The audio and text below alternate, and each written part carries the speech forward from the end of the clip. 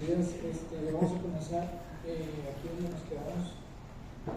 Estamos hablando de la tomografía como un método útil para evaluar el tórax, y que sepan que cuando nosotros hacemos adquisiciones de tomografía simple de tórax, podemos utilizar una reconstrucción que se llama alta resolución, ¿de acuerdo? Esta reconstrucción, la intención que tiene es valorar principalmente el intersticio pulmonar y las enfermedades que en ellas puedan estar ocasionando problemas. De acuerdo al intersticio pulmonar, recuerden ustedes que existe el pulmón, la anatomía básica pulmonar la vamos a ver en clases subsecuentes, pero tenemos enfermedad que puede afectar propiamente el alveolo y enfermedad que rodea, que afecta al intersticio. El intersticio es ese parénquima pulmonar que rodea propiamente a la unidad funcional y que le da sostén, es el tejido de sostenimiento. Entonces, este algoritmo de reconstrucción de alta resolución nos da mucha información sobre el intersticio pulmonar.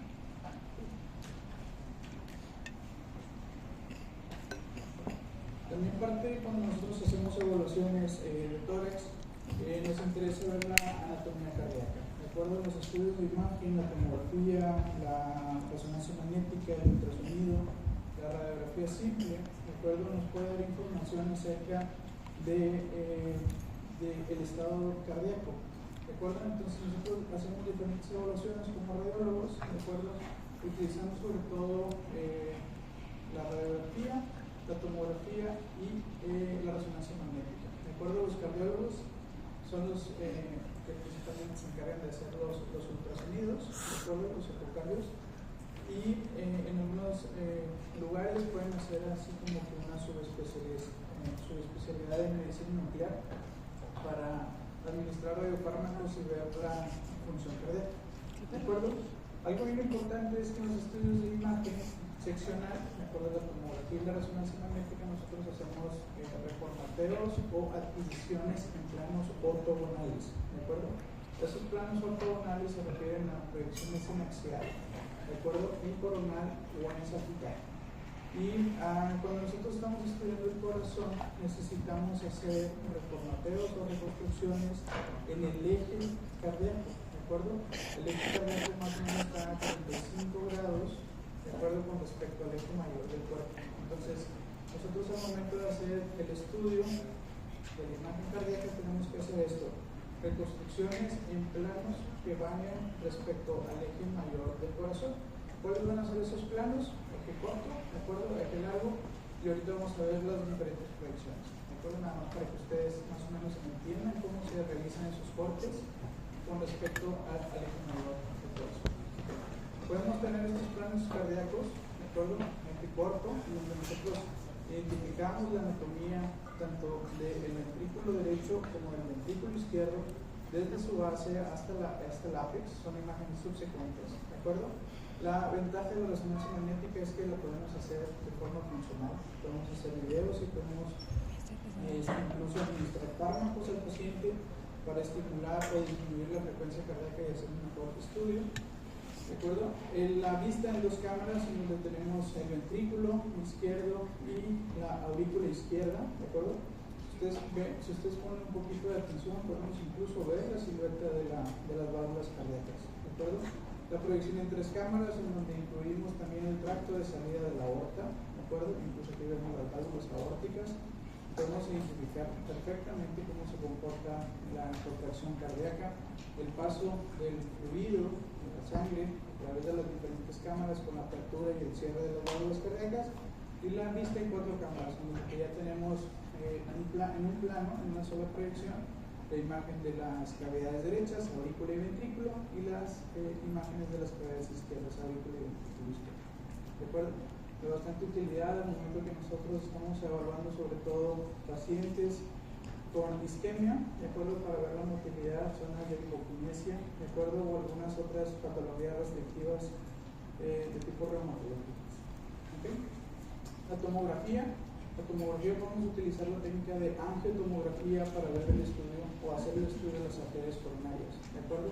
Cuando nosotros utilizamos la tomografía para evaluar las arterias coronarias, tenemos que hacer una coordinación de la adquisición de la imagen con el latido cardíaco, ¿de acuerdo? Y esto lo logramos conectando electrodos al paciente. Esos electrodos los improvisamos, hacemos un trazo, se toma un trazo de electrocardiograma y la misma máquina, ¿de acuerdo?, decide en qué parte del latido cardíaco hacer la adquisición de la imagen. ¿Cuál es la finalidad de hacer tomografías coordinadas? Pues que tengamos una mayor definición de las estructuras vasculares, ¿de acuerdo? Lo que va a hacer la máquina es que siempre va a adquirir en la misma parte del trazo electrocardiográfico, ¿de acuerdo? Entonces va a disminuir considerablemente el artificio por movimiento. El artificio por movimiento son esos pérdidas de definición de las estructuras, ¿de acuerdo?, debido al mismo movimiento cardíaco. ¿Okay? Entonces podemos nosotros definir perfectamente las estructuras vasculares cuando lo hacemos con sincronización versus cuando no lo hacemos. Okay. Ya que nosotros hacemos la adquisición, que tenemos una correcta adquisición, podemos hacer reformateos curvos, ¿de acuerdo? El reformateo curvo se refiere a que nosotros tomamos una estructura, ¿de acuerdo?, y vamos haciendo un desdoble de la misma en un plano, en longitudinal, para poder hacer el estudio. ¿Qué nos interesa al momento de que nosotros estamos evaluando estructuras vasculares? Pues en primera instancia, ver la permeabilidad. Son estudios que se hacen con contraste. Entonces, si nosotros administramos contraste, esperamos el tiempo suficiente, ¿de acuerdo?, podemos ver cómo ese contraste pasa, ¿de acuerdo?, se distribuye a través de toda la estructura vascular, y si nosotros la vemos opacificada, pues podemos decir con bastante certeza que esa arteria no está fluida, ¿de acuerdo?, está permeable en primera instancia. Después valoramos su trayecto, ver que no tenga puentes musculares, ¿de acuerdo?, que no tenga zonas de estenosis. Si nosotros hacemos este tipo de reformateos, pues es muchísimo más sencillo poder hacer el estudio de zonas estenóticas y la caracterización de las placas, ¿de acuerdo? Estas son imágenes con mucho zoom de algunas estructuras vasculares cardíacas, donde podemos ver cómo existe una adecuada opacificación. Sin embargo, hay zonas de defectos de llenado que nos hablan que existe enfermedad ateromatosa. Las placas ateromatosas nosotros las podemos clasificar dependiendo de su comportamiento tomográfico en placas blandas, placas calcificadas o placas mixtas, ¿de acuerdo? Y podemos nosotros valorar también el grado de estenosis que están condicionando esas placas, ¿de acuerdo? Si es aproximadamente un 30%, un 60% o más de un 90%, ¿de acuerdo? En base a estos estudios es que los hemodinamistas, los cardiólogos hemodinamistas pueden tomar decisión si van a colocar algún stent, ¿de acuerdo? También se utiliza la angiotomografía para valorar aquellos pacientes que han sido revascularizados mediante stent, mediante los procedimientos endovasculares, ¿de acuerdo? Ver qué tipo de stent van a necesitar dependiendo de la longitud y del calibre de la arteria que pueden estar. También existen evaluaciones en aquellos pacientes que han sido revascularizados de forma quirúrgica, en aquellos que se les ha hecho un bypass, ¿de acuerdo? Recuerden que los bypass coronarios se toman ramas de las arterias mamarias, ¿de acuerdo? Y a partir de ahí se hacen puentes vasculares, donde se pueden utilizar algunos injertos de safena, algunos injertos venosos, para poder hacer esas revascularizaciones. Y la angiotomografía pues es de bastante utilidad para ver la disposición de esas estructuras, permeabilidad de la misma, ¿de acuerdo? Y ver que no existan zonas estenóticas posibles.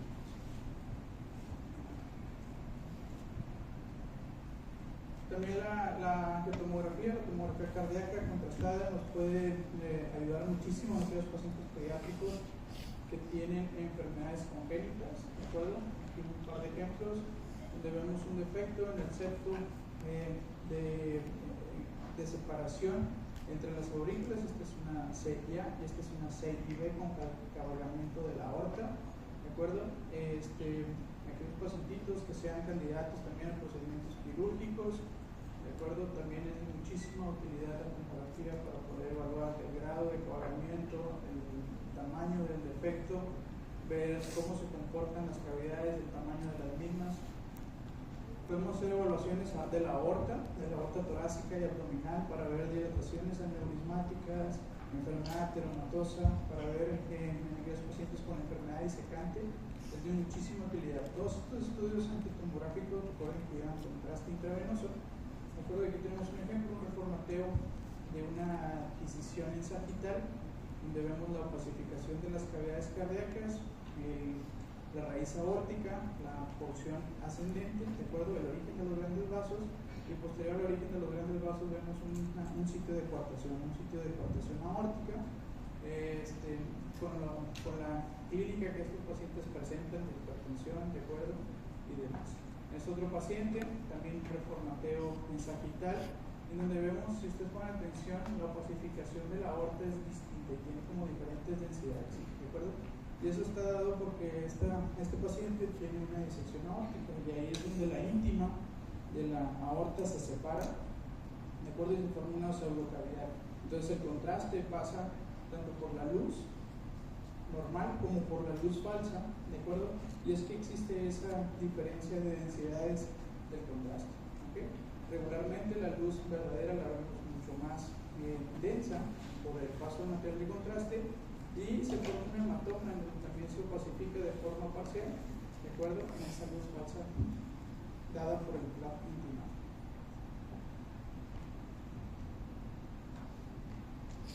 La resonancia magnética, como les comentaba, principalmente para valorar pacientes con cardiopatía isquémica, miocardiopatías, de acuerdo, para el estudio del músculo cardíaco, para valorar también cardiopatías congénitas y para hacer valoraciones de la aorta. Es el gol estándar para poder valorar la fracción de eyección tanto de las cavidades derechas como izquierdas.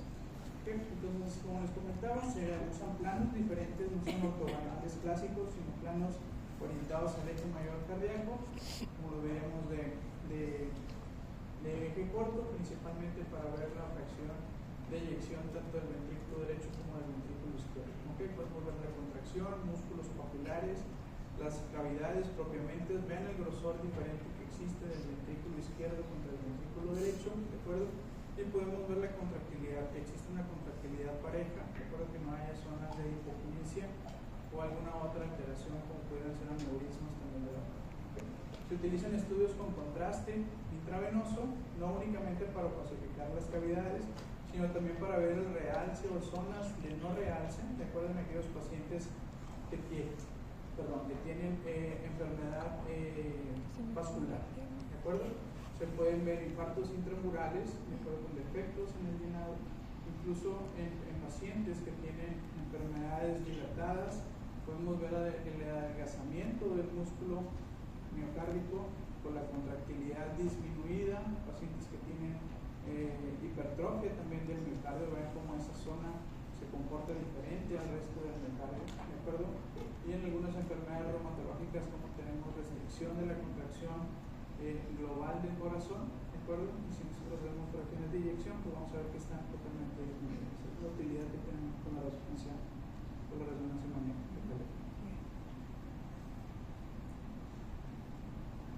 ¿Dudas? ¿Preguntas? ¿Ninguna? ¿Sí?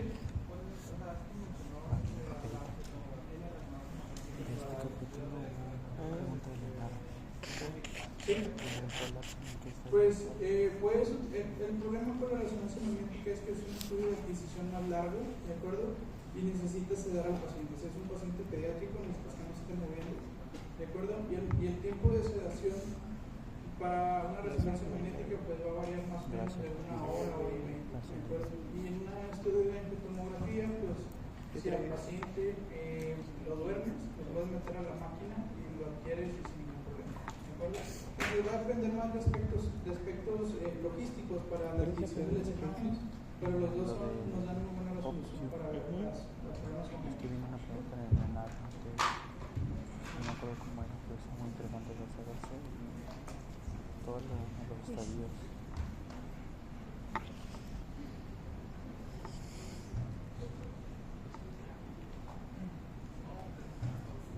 Bueno, vamos a continuar con el siguiente tema, que vamos a ver un poquito más de cosas anormales, ¿de acuerdo? Entonces, vamos a enfocar y vamos a hacer un estudio de la anormalidad mediante signos radiológicos, ¿de acuerdo? Entonces, los signos radiológicos que vamos a revisar son los que están ahí enumerados. ¿Okay? Vamos a repetir la cosa del índice cardiotorácico para ver cardiomegalia, algunos factores que nos pueden alterar la medición del índice cardiotorácico. Vamos a ver las atelectasias, ¿Okay? Si nosotros recordamos la clase pasada, la distribución de los lóbulos y las cisuras, vamos a entender perfectamente el comportamiento de las satelitasis. ¿De acuerdo? Y vamos a tener signos que nos aumentan la densidad del parénquima pulmonar. ¿De acuerdo? Vamos a tener el signo de broncoderma aéreo, pero esto lo vamos a explicar, el signo de silueta. ¿De acuerdo? El signo de la columna, el cervicotorácico. Vamos a ver los diagnósticos diferenciales del pulmón blanco unilateral. Y vamos a ver también algunos otros signos, como es el signo del menisco, donde tenemos derrame pleural, y el neumoperitoneum, no propiamente del tórax, también es uno de los signos importantes que tenemos que descartar cuando nosotros veamos una radiografía de tórax. Entonces, la cardiomegalia, ya les había comentado, es el índice cardiotorácico, la forma en que nosotros vamos a poder hacer esa caracterización de la cardiomegalia. De acuerdo, recordar que vamos a nosotros trazar una línea inicial de los senos costeopragmáticos en su parte más ancha. De acuerdo, posteriormente trazamos una línea que vaya por las apófisis espinosas de las vértebras y a partir de ahí una línea hacia la parte más lejana del borde cardíaco derecho. Hacemos lo mismo con el borde cardíaco izquierdo, esas dos distancias se van a sumar y se va a dividir todo entre la distancia inicial. ¿De acuerdo? Lo normal es que en un adulto ese índice cardiotorácico sea menor o igual al 50%. ¿De acuerdo? Y únicamente va a ser valorable en la proyección posterior. ¿Por qué? Porque en la proyección antero-posterior vamos a tener una sobrevaloración de la silueta cardíaca por un aumento de la proyección. ¿De acuerdo? Un ejemplo, una radiografía de tórax posterior anterior, lado derecho del paciente, lado izquierdo. ¿De acuerdo? Vemos el borde cardíaco derecho, borde cardíaco izquierdo. Recordamos cuáles son las estructuras que nos están dando la proyección de esos márgenes. Vemos el botón aórtico, el diafragma del lado derecho, el diafragma del lado izquierdo, seno costodiafragmático de un lado, del otro. Hacemos nuestra primera medición, ¿de acuerdo? Trazamos la línea a través de las apófisis espinosas. Se lo señalo acá arriba porque a lo mejor es más sencillo de visualizar por la radiolucidez que nos da la tráquea. ¿Okay? Entonces, si nosotros continuamos con esa línea y a partir de ahí trazamos nuestras primeras mediciones. ¿Okay? Si nosotros hacemos el ejemplo, este paciente tiene una cardiomegalia por haber dado un cociente por arriba del 0.5, ¿de acuerdo? Estamos hablando que el índice cardiotorácico de este paciente está alrededor del 60%, entonces podemos decir con bastante seguridad que tiene una cardiomegalia. ¿Cuáles son las cuestiones técnicas que tenemos que tomar en consideración antes de nosotros hacer una evaluación del índice cardiotorácico? Pues existen cosas que nos pueden dar una aparente cardiomegalia. Una aparente cardiomegalia en proyecciones antero-posterior por el aumento de la proyección de la silueta cardíaca, rotaciones del paciente, sobre todo cuando están rotados hacia la izquierda, ¿de acuerdo? El ápex cardíaco se desplaza y genera un mayor aumento de esa silueta. Y radiografías que no tengan una adecuada inspiración también lo podemos considerar como factores de aparente cardiomegalia. Existen otros factores como la obesidad, el aumento de la grasa pericárdica nos puede dar aparentes cardiomegalias. Cuando tenemos derrame pericárdico, ¿okay? Eso también ensancha la silueta cardiomediastínica, podemos considerarlo como cardiomegalia cuando no lo es, y algunas anormalidades propiamente de la cavidad torácica, ¿de acuerdo? Como pueden ser el pectum excavatum, que ahorita vamos a dar algunos ejemplos, cosas que nos aumenten la presión intraabdominal como la citis o el embarazo también nos pueden dar datos de cardiomegalia inicial. ¿Okay? ¿Qué es lo que sucede? ¿Por qué en la proyección posterior anterior sí y en la antero posterior no? Lo que sucede es que las rayos X al momento de que se emite de su fuente tiende a una dispersión lateral. ¿Okay? Entonces, si nosotros posicionamos al paciente en un decúbito y damos nuestro disparo de rayos X, lo primero que va a incidir es sobre la silueta cardíaca, ¿de acuerdo? Y eso va a generar una proyección con magnificación de la misma. A diferencia, si nosotros posicionamos al paciente en posterior anterior, el corazón va a estar más cerca del detector y eso va a disminuir la magnificación de la proyección, ¿de acuerdo? Entonces, es por eso que únicamente se hace la medición en pacientes con proyecciones posterior anteriores. En pacientes antero-posteriores existe magnificación. ¿Okay? Cuando nosotros tenemos proyecciones antero-posteriores, pues existen algunos datos que nos pueden hablar de cardiomegalia sin necesidad de que nosotros hagamos la medición del índice cardiothorácico, ¿de acuerdo? Y eso es principalmente cuando la silueta cardíaca entra en contacto con la pared torácica, ¿de acuerdo? Si ya está en contacto, eso es una cardiomegalia sí o sí, independientemente de la proyección que estamos evaluando. Entonces, si lo vemos que está en contacto, pues francamente podemos hablar de una cardiomegalia, ¿de acuerdo? Otro factor técnico muy importante a tener en consideración es la rotación, que ya veíamos que para hacer la evaluación tenemos que buscar los márgenes internos de las clavículas y que estén equidistantes con las apófisis espinosas de las vértebras, ¿de acuerdo?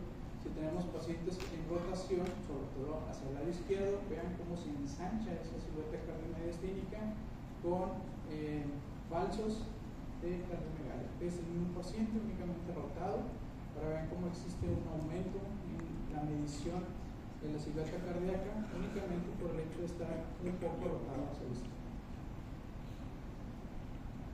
Pacientes que no hacen un esfuerzo inspiratorio importante, en aquellas placas en donde se les pide una expiración, pues también, aparte de tener ese aumento de la silueta cardíaca, acuérdense que podemos también tener alteraciones en la visualización de los campos pulmonares, porque las estructuras vasculares y bronquiales se acercan unas más entre ellas y nos pueden dar esas opacificaciones pulmonares sin llegar a ser patológicas, ¿de acuerdo? Mismo paciente con una inspiración importante, mismo paciente con inspiración sostenida, vean el comportamiento de la silueta cardiomediastínica, ¿de acuerdo? De ser un paciente que tiene una cardiomegalia franca, ¿de acuerdo? Cuando realmente tiene una saturación de tamaño normal, únicamente por el hecho de haber inspirado adecuadamente durante la adquisición del líquido. Pacientes con sobrepeso, ¿de acuerdo? Este tipo de pacientes vamos a tener un aumento de la densidad de la grasa pericárdica y vean cómo perdemos definición del borde cardíaco izquierdo. Podríamos decir que lo esperado es que más o menos termine aquí, sin embargo, por el hecho de la prominencia del continente graso pericárdico, casi que entra en contacto con el borde izquierdo de la caja torácica, ¿de acuerdo? Entonces este tipo de pacientes también podemos llegar a tener problemas para hacer evaluaciones del índice cardiovascular. ¿Okay? Cuando tenemos deformidades de la pared, ¿okay? Como el pectum excavatum, que va a ser una deformidad que la vamos a ver principalmente en una proyección lateral en donde vemos el esternón, tiene esa curvatura o esa concavidad hacia posterior, ¿de acuerdo?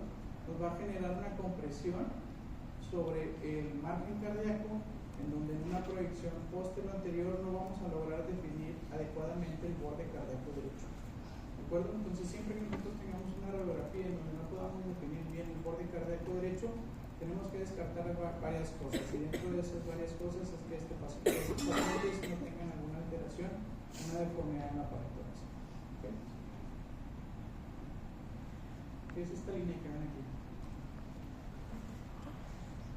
¿Lo ven? Es un catéter. ¿Qué? Catéter. ¿Cómo? ¿Un catéter? Muy bien. Es un catéter venoso central, de acuerdo, con inserción periférica.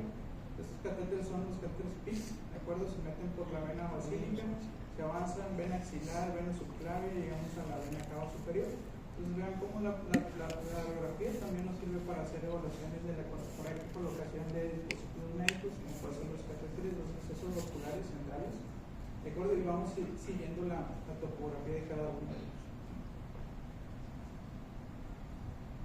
Pacientes que tienen derrame pericárdico, ¿okay? Derrame pericárdico, la acumulación de líquido, específicamente el pericardio y el miocardio, ¿de acuerdo? Nos pueden dar ensanchamientos de la silueta cardíaca, pero aquí entra otro signo radiológico, que cuando tenemos esta disposición, esta morfología, es el signo del matraz, ¿de acuerdo? Está dado cuando tenemos este tipo de derrames. La tomografía, paciente igual con derrame pericárdico, vemos la densidad líquido que rodea propiamente al corazón, ¿de acuerdo? Y es una densidad líquido que también se acumula en el espacio pleural. Entonces este paciente tiene un derrame pericárdico y un derrame pleural también de la izquierda. Entonces el signo de matraz, cuando nosotros veamos esta disposición, esta morfología, la silueta cardíaca, tenemos que descartar siempre derrame pericardio. ¿Okay? En pacientes pediátricos, aquí el valor de corte cambia, no es del 50%, es del 0.65, ¿de acuerdo?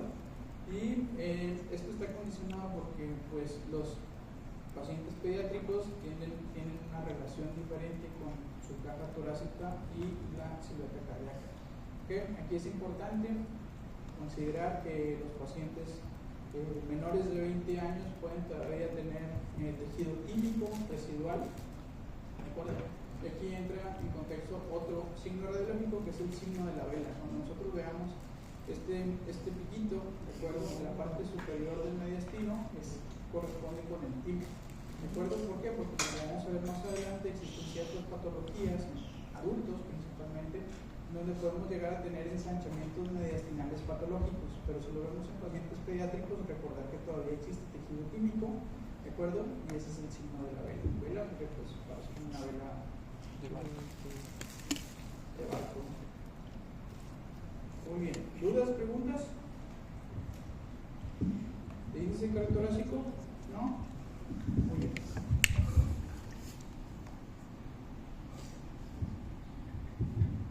Muy bien, vamos a entrar a lo de atelectasias. Las atelectasias están un poquito complejas de entender en un inicio, ¿de acuerdo? Pero tengan en consideración o tengan en mente la anatomía lobar, ¿de acuerdo? Si tienen en consideración en mente la anatomía lobar y las cisuras, ¿de acuerdo? Va a ser mucho más fácil que entiendan las atelectasias. ¿Okay? ¿Qué es una atelectasia? Es una pérdida de volumen de un segmento, de un lóbulo o de todo el pulmón. ¿De acuerdo? Y si nosotros perdemos volumen, ¿de acuerdo? Aéreo, lo que vamos a perder es radiolucidez y vamos a ganar radioopacidad. ¿De acuerdo? Entonces, eso nos va a generar un aumento de la densidad del parénquima pulmonar. ¿Ok? Va a haber algunos signos directos, propiamente, el aumento de la densidad pulmonar por pérdida de aire, pérdida de volumen aéreo en el interior de ese pulmón, y vamos a tener un desplazamiento de las cisuras. ¿De acuerdo? Van a ser los signos directos. Signos indirectos, pues lo que está afectando esa pérdida de volumen.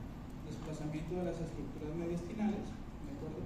Todo está en contacto. Entonces, si hay una parte del pulmón que se colapsa, pues jala las estructuras que están al lado. Pueden jalar las cisuras, ¿de acuerdo? Pueden jalar el mediastino, pueden jalar la tráquea, pueden jalar la silueta cardíaca o mediastínica, ¿de acuerdo? Vamos a tener elevación del diafragma, igual, ¿de acuerdo? Si nosotros perdemos volumen, el diafragma lo que tiene que hacer es subir, ¿de acuerdo? Como si la atelectasia jalara, ¿ok? Vamos a tener una aproximación de las costillas, porque los espacios intercostales, al no tener algo que los expanda, pues se van a estar acercando, ¿de acuerdo? Y el pulmón sano, pues va a tener una hiperinsuflación compensatoria, ¿de acuerdo? Entonces, esos son los signos indirectos, ¿ok? Y los directos, como les comentaba, aumento de la densidad y desplazamiento de cisuras. Dos ejemplos, dos radiografías de tórax, proyección posterior anterior, ¿de acuerdo? La imagen de la izquierda de la pantalla. Un aumento de la densidad hacia la zona apical del pulmón derecho, ¿de acuerdo? La imagen del otro lado. Un aumento de la densidad de la totalidad del campo pulmonar izquierdo, ¿de acuerdo? Entonces, ¿qué es lo que está pasando aquí? Son ejemplos de atelectasias. ¿Okay? En el primero tenemos una atelectasia del lóbulo superior derecho, que si ustedes ponen un poquito de atención, como que se limita. Hay un margen de limitación entre lo que está afectado versus lo que no. ¿Quién creen que da esa delimitación? La cisura menor, ¿de acuerdo? La cisura. La cisura es la que se va a desplazar superiormente debido a que existe un colapso, esto aumenta la densidad, mueve la cisura. ¿Ok? ¿Y acá por qué no vemos una delimitación? Porque no tenemos cisura menor, tenemos únicamente una cisura mayor. Si ponemos una proyección lateral, seguramente vamos a ver el desplazamiento de la cisura, pero no lo vemos representado en la proyección posterior anterior porque la cisura menor corre en dirección oblicua de posterior a anterior, de superior a inferior en el pulmón izquierdo. acuerdo? Entonces, vean que existen datos también indirectos. Los datos directos ya los vimos. Aumento de la densidad, desplazamiento de las esferas. ¿Okay? Datos indirectos, vean este diafragma cómo está subiendo. ¿Okay? Regularmente habíamos dicho que el diafragma derecho estaba más alto siempre que el izquierdo. ¿Okay? ¿Qué otra cosa sucede? Pues el desplazamiento de estructuras mediastinales. Vean como que la columna aérea se desplaza discretamente hacia el lado afectado. ¿De acuerdo? Y los espacios intercostales se disminuyen. Eso es algo más discreto de observar. ¿Okay? Lo mismo sucede acá. Desplazamiento un poquito de la columna aérea, elevación del hemidiafragma, desplazamiento de cisuras, ¿de acuerdo? Datos indirectos de una atelectasia. ¿De acuerdo? ¿Dónde quedó el corazón aquí? Como que se borra, ¿no? Bueno, si existe un aumento en la densidad, ¿de acuerdo? Que es similar a la silueta cardíaca, pues existe otro signo que vamos a ver en otro apartado más adelante, pero es el signo de la silueta. Y aquí lo que está ocurriendo es un signo de silueta, entonces perdemos definición del corazón. ¿Por qué? Porque el corazón, al tener una densidad de tejidos blandos, una densidad de agua, pues ya no existe un contraste natural contra el aire del pulmón que nos permita hacer la definición de su margen izquierdo. Y esa está dado porque existe un signo de silueta con el aumento de la densidad de la atelectasia pulmonar. ¿Okay?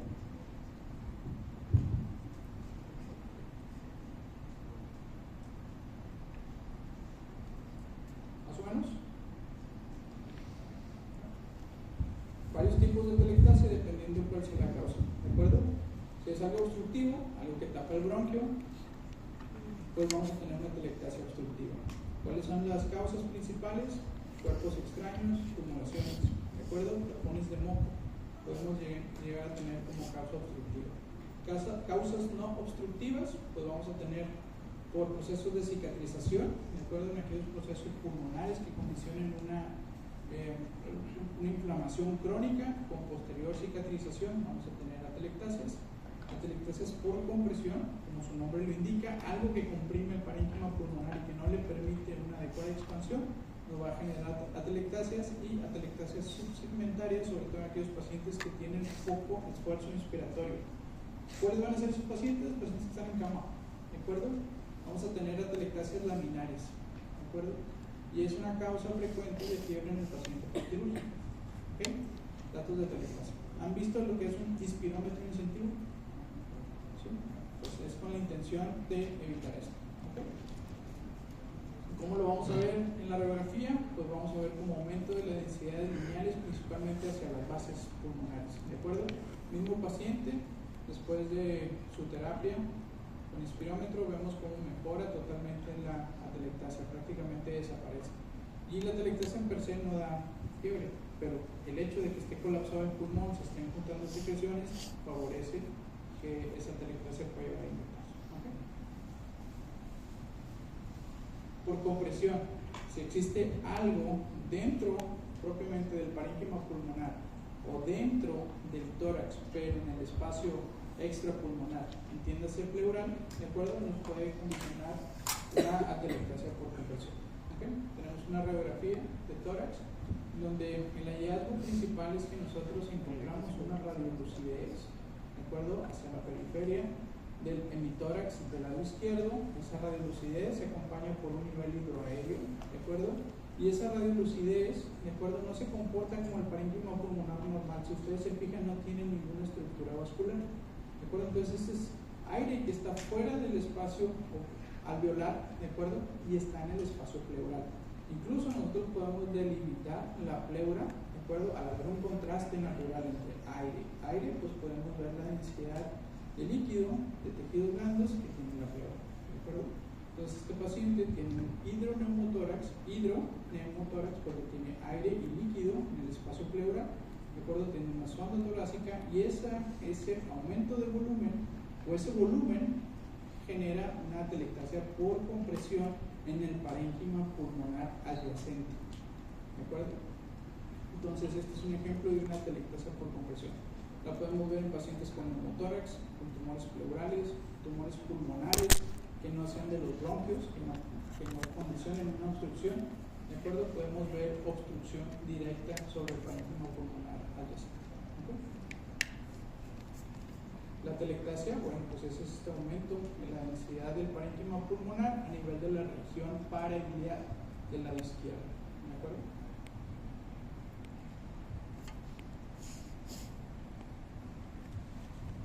Procesos de cicatrización, la tuberculosis, el ejemplo clásico. ¿De acuerdo? En este ejemplo, vean cómo existe un aumento en la densidad del parénquima pulmonar a nivel de la región iliar en el lado izquierdo. De acuerdo que tiene como un infiltrado fibrocavitario, tiene huecos y tiene infiltrado alveolar y tiene zonas de atelectasia laminares asociadas. Esa disminución de la expansión nos condiciona un aumento de la densidad por atelectasia con elevación del hemidiafragma. Vean dónde queda la burbuja gástrica, ¿de acuerdo? Prácticamente como que en contacto con el borde cardíaco izquierdo. Se borra el borde cardíaco debido al signo de Silberg que condiciona esa infiltración. Y vean otro hallazgo muy importante, como ven en la columna aérea, ¿de acuerdo? Y se acuerdan más o menos de la angulación normal de los bronquios. Fíjense que nuestro bronquio está horizontalizado, el bronquio principal izquierdo está horizontal, y eso es debido a que este proceso de cicatrización está jalando esas estructuras mediastinales, incluidos los bronquios principales. ¿De acuerdo? Proceso de tuberculosis. Cuando tenemos enfermedades intersticiales como la fibrosis pulmonar o la neumonía intersticial usual, donde tenemos infiltrado también como en vascular, y de una red, alcanzamos a ver zonas de atelectasia hacia las bases, y esto es por el mismo proceso de cicatrización del pulmón, de fibrosis pulmonar. ¿Okay? ¿Dudas, preguntas con estas radiografías? Entonces, lo que está sucediendo en un proceso de obstrucción es que el alveolo normal tiene un adecuado intercambio gaseoso, ¿de acuerdo? Si existe algo que obstruye la vía aérea, tanto proximal como distal, pues va a haber una reabsorción de los gases que estén distales en el alveolo con un colapso subsecuente, y ese colapso, al juntarse las estructuras, tanto del intersticio como las estructuras bronquiales y vasculares, nos van a causar un aumento de la densidad con la consecuente atelectasia. ¿De acuerdo? Una obstrucción en el bronquio principal del lado derecho, ¿de acuerdo? Vean cómo se pierde la columna aérea. Acuérdense que el aire en tomografía tiene densidad baja, ¿de acuerdo? Entonces vean cómo existe abruptamente se trunca la columna, ¿de acuerdo? Por una obstrucción, la tumoración, el cuerpo extraño, nos condiciona una atelectasia para el lóbulo superior, ¿de acuerdo? Vamos a ver más adelante que existe otro signo radiológico, que es la S de Golden, que cuando nosotros vemos esa S de Golden, lo que tenemos que descartar siempre es un tumor broncogénico, ¿de acuerdo? Un tumor que nos esté condicionando una obstrucción del lóbulo superior, del bronquio para el lóbulo superior derecho.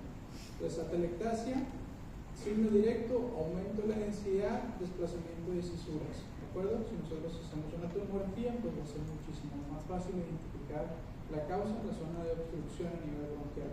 Si ponemos un poquito de atención, pues aquí vemos también la tracto y vemos que está permeable el bronquio principal izquierdo y como que se pierde el derecho, ¿de acuerdo?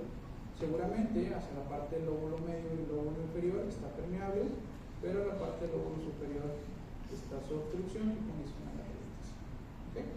Entonces, este diagrama nos presenta el desplazamiento de las cisuras dependiendo de cuál lóbulo está afectado. Si tenemos una afectación en el lóbulo superior derecho, la cisura menor va a tender a subir en una proyección posterior anterior, y la vamos a ver cómo se desplaza también superior, la cisura menor, y la cisura mayor va a tener un desplazamiento anterior, ¿de acuerdo?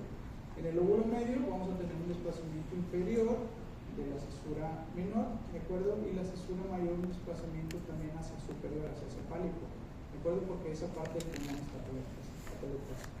¿De acuerdo? Y en el lóbulo inferior vamos a tener un desplazamiento de la cisura, ¿de acuerdo? Tanto inferior de la cisura menor, ¿de acuerdo? Y un desplazamiento hacia posterior de la cisura mayor. ¿Okay? Y en el pulmón izquierdo pues es más sencillo, la cisura se mueve para adelante o se mueve para atrás, dependiendo de qué es lo que se esté atelectasia. ¿De acuerdo? Si es el lóbulo superior, se va a mover hacia adelante, Y si es el lóbulo inferior, la vamos a ver en un desplazamiento posterior. Recuerden que no tenemos representación en la proyección posterior anterior porque no tenemos fisura menor. ¿Okay?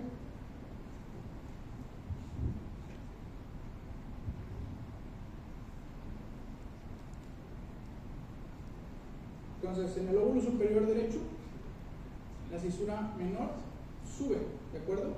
En vez de tener una disposición horizontal, sube, ¿de acuerdo? Aumento de la densidad, desplazamiento superior. ¿Ok? Desplazamiento de la tráquea, vean cómo se hace como un pico en el diafragma, ¿de acuerdo? Como datos indirectos. ¿Ok? Datos directos, aumento de la densidad, desplazamiento de cisuras, indirectos, desplazamiento de estructuras mediastinales y del diafragma. Si lo vemos en una proyección lateral, ¿qué es lo que sucede? Pues existe una radioopacidad, ¿de acuerdo?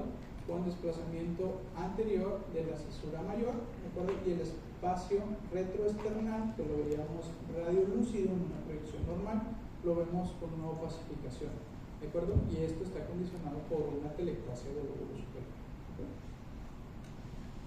La S de Golden es una S de Golden invertida, ¿de acuerdo? Y está condicionada por una masa a nivel del ilio, ¿de acuerdo? Con una obstrucción del bronquio para el lóbulo superior. Si nosotros tenemos datos de atelectasia del lóbulo superior y vemos esa disposición, ¿de acuerdo?, de la cisura menor, tenemos que descartar que este paciente no tiene una tumoración, a ese de Golden. Lóbulo medio, ¿qué es lo que sucede en el lóbulo medio? Pues habíamos dicho que la cisura va a tener un desplazamiento, la cisura menor un desplazamiento inferior, ¿de acuerdo? Tanto en la proyección posterior anterior como en la proyección lateral, y la cisura mayor se va a tender a ir hacia adelante. ¿Okay? Entonces aquí está ejemplificado perfectamente cómo vemos la zona del pulmón atelectásico del lóbulo medio con desplazamiento inferior. La cisura menor debe de correr en esta dirección, se desplaza inferiormente y la cisura mayor se desplaza un poquito hacia anterior, ¿de acuerdo? Para tratar de compensar la disposición de ese pulmón atelectásico.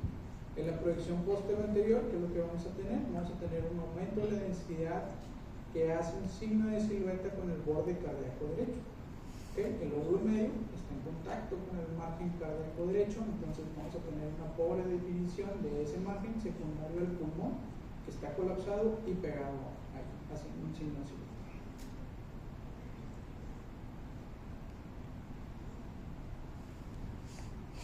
¿Dudas con respecto al pulmón derecho?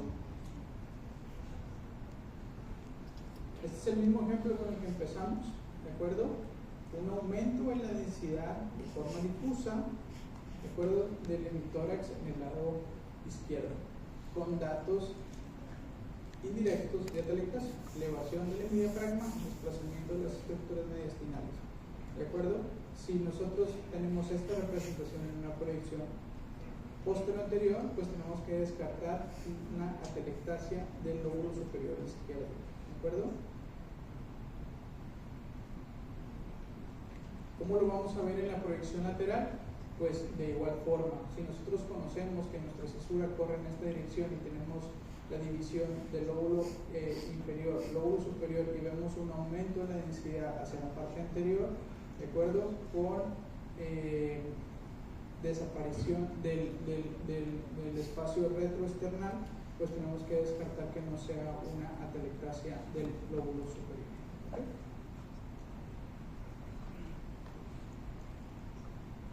Cuando tenemos atelectasias de los lóbulos inferiores, tanto de un lado como del otro, lo que vamos a tener son opacidades triangulares, ¿de acuerdo? Las opacidades triangulares en una proyección posterior anterior los vamos a ver que se sobreponen sobre la silueta cardíaca. Recordar que los lóbulos inferiores no entran propiamente en contacto con los márgenes cardíacos, ¿de acuerdo? Entonces esto lo vamos a ver como una suma de densidades, tanto en el pulmón del lado derecho, ¿de acuerdo?, como en el pulmón del lado izquierdo vamos a ver ese aumento de las densidades. En las proyecciones laterales, ¿cuál es el hallazgo que vamos a tener? Pues vamos a tener que hacia el espacio posterior, ¿de acuerdo?, hacia el espacio de la columna vertebral vamos a tener ese aumento de la densidad, esa opacidad, ¿de acuerdo?, que va a estar condicionada por el pulmón atelectásico, ¿de acuerdo? con el correspondiente desplazamiento de las cisuras. Las cisuras en este caso son las cisuras mayores. ¿Okay?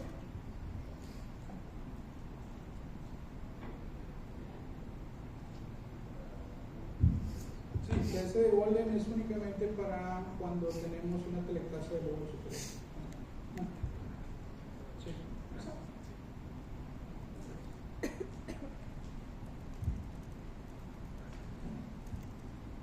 ¿Dudas? ¿Preguntas? Vamos a ver ejemplos después, ¿ok? Nos interesa, sé que está complejo, pero es nada más que tengan en consideración, es que ustedes vean la radiografía y que digan, bueno, no, hay algo que no está bien. ¿Qué es lo que no está bien? Y poco a poquito, de manera así como que protocolaria, les voy a enseñar a ver que lo podemos hacer desde adentro, o sea, desde la silueta cardiomediastínica, parénquima pulmonar, estructuras óseas, tejidos blandos, o al revés, lo podemos empezar a evaluar los tejidos blandos superficiales, estructuras óseas, parénquima pulmonar, cómo vamos a tener que hacer el barrido visual ocular del parénquima para poder descartar o confirmar que existe alguna normalidad, y luego nos enfocamos en la silueta cardiomediastínica, los semidiafragmas, la parte del abdomen y demás. Yo creo que hasta aquí le dejamos, lo terminamos el día de mañana. ¿De acuerdo?